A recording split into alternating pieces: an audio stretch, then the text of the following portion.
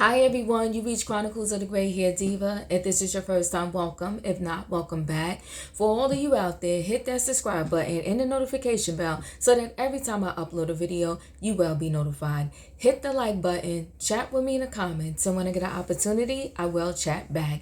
And share my video with your friends and family so that they can come to my channel and get to know me also.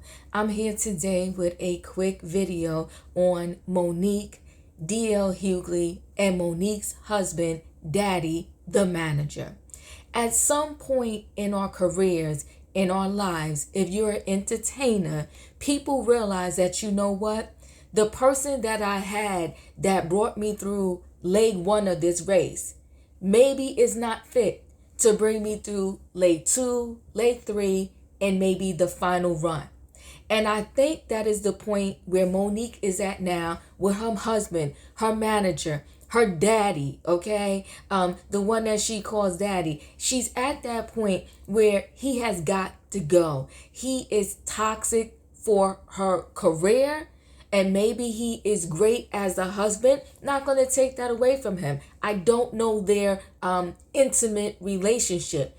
But to me, what it appears like, him as a manager, it's a wrap. He has to go. He is too closely entangled with the situation to see what's really going on. And what do I mean by that?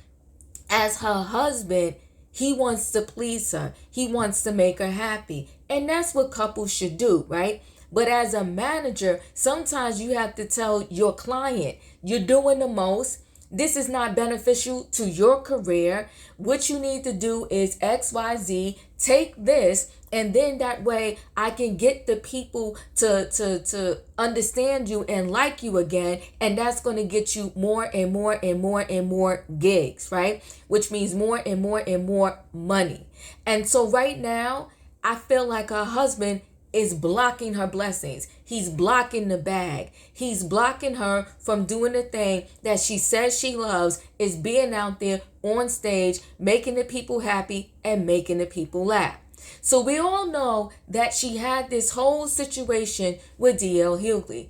And unfortunately, it went too far. And it was almost like we wanted to say, ask those two, take the world, take all of us out of y'all group text and handle this behind the scenes. But no, it was a group text. They handle it out there for all of us. So all of us get to chime in. If you're sending a group text, don't get mad if people in the group respond. And don't get mad if people in the group respond and they're not responding the way that you want them to respond. So Monique wants to tell all the females out there and get people hyped like she is doing this not for herself. This whole warpath that she's on, this whole movement that she's doing it under the disguise of, I'm helping all the women behind me to get treated right, to stop being used as a doormat and being walked all over. That's why she's doing this. Well, I have to say that we got to open our eyes and say to ourselves, really? Now, let's be clear. Are women underpaid? Absolutely. But is it in every scenario that women are underpaid? Absolutely not. Matter of fact, if you look at the statistics, it's telling you that now a lot of females, because they are going to school, they're getting education, they're getting higher education, they're getting certificates, they're owning their own business. There are a lot of women out there that are making more than their male counterparts. So we're not still in the same exact place as we were before. I think the money is kind of leveling it out in some way, sense, or form. But the respect, I will say, is still at the gutter, where women do not get the same respect as men get. So this fight that she claims she's doing, I'm confused about it, right? I don't know how that debacle that she had with D.L. Hughley at that comedy show has anything to do with paving the way for women and helping us rise up and rise above. So initially she claimed this fight was over a contract. and over the fact that she was supposed to be the headliner and not him. Well, okay, if that was really the issue, then let's stick with that. But when her and Daddy did their live yesterday, I heard everything but the fact that there was an issue with this contract that she was really disputing. She talked about how D.L. Hughley disrespected her on several interviews in the past. We can't dispute that. We can go pull up these interviews. One was with a fellow YouTuber, Vlad, right? There's others he did. There's tons of things that he has done. And he said that pretty much, and I'm going to put it lightly, that Monique was out of pocket and out of line. We're not disputing that, Monique. But you are a professional. And you had a job to do. And you came there with a beef, with a grievance, with an agenda in mind. And your agenda, you said it yourself. These are not my words. You said it yourself. Your agenda, and I'm paraphrasing it, but this is what came out your mouth when you lied. You came there to hand him his behind. So you had that in mind, no matter what that contract said or did not say. No matter if you were going on last as the headliner or first or in between, you said you came there to hand him his behind because pretty much you was tired of this man talking about you and talking about your husband. So how is settling a beef in public helping women that come behind you rise up and rise above? I'm confused on that. If anybody out there understands that, chat with me in the comments and let me know. But I have no understanding how that is helping us rise above as females in the future. How are you paving the way for us? So what I think she's actually doing is you are giving these people a reason to say, you know what? That's why I don't want to work with these females, because they're so emotional. They're distracting, and this is what they're going to do when we have them on the lineup for a show. They're going to cause chaos, commotion, and all kind of shenanigans versus just going out there and giving the people a show. Now, she said that the people, and I don't disagree, I wasn't there, they gave her a standing ovation. They rooted for her when she first came out, and when she was leaving, they gave her a standing ovation. And that perhaps was so. But I think what the people are doing is, they feel like the past 13 years, Monique was wrong. And they feel like she was wrong by Lee Daniels, Oprah Winfrey, and Tyler Perry. And they also feel because Lee Daniels apologized, that is 100% proof that he did Monique dirty.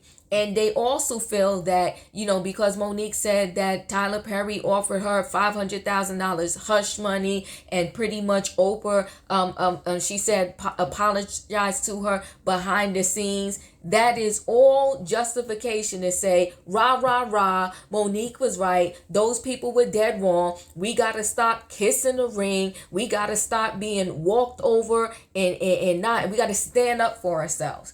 And listen, I think there are a lot of separate pockets of situations within her big situation that she has. And I think she intertwines them all. And then people get confused and they think that anything she does, no matter what shenanigans she pulls, like rah, rah, she's speaking for the people. I want the people to understand, in my opinion, she's not speaking for the people. She's doing the people a disservice. She has her own agenda, even though she wants to disguise it as she has a bigger agenda for the people. And let me say this. I'm going to get back to why I feel that Daddy needs to be fired. At some point, Beyonce and Destiny Child, right? They realized that her dad no longer could be the manager. They outgrew him. They needed to get someone else. Beyonce also realized that her mom, who was her stylist, they outgrew them. They needed somebody else. So it's not a point of like, oh, I no longer, like my own family member. It's just a point of in the industry that is constantly evolving, sometimes the person you start out with, whether they're a family member or not, they need to go in order to, so you can get somebody to help you propel to the next level. So Beyonce did it.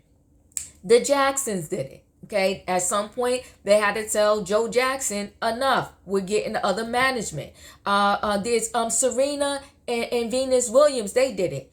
Their dad, regardless of what we feel about him, he was responsible for getting them to a pinnacle point in their career. Okay, he sacrificed a lot.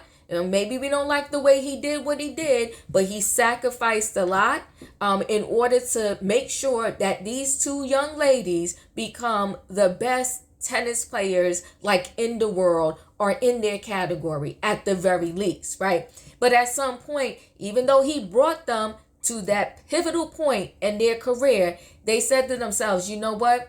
It's time to seek different management. So my message to Monique, aka Mommy. He said he calls her Mommy and she calls him Daddy. It's time to fire Daddy. It's time to get new management. And I feel like your whole situation with DL Hughley was a contract issue and a promoter issue.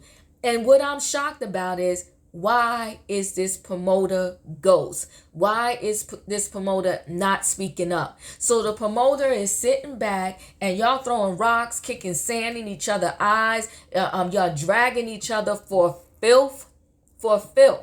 And if you're going to do a movement and you want to bring a culture together, y'all both are of the same culture and y'all are dragging each other for filth. Now, I don't really have a dog in this fight, so to speak, right?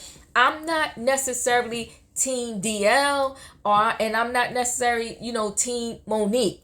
I am team, let's do the right thing.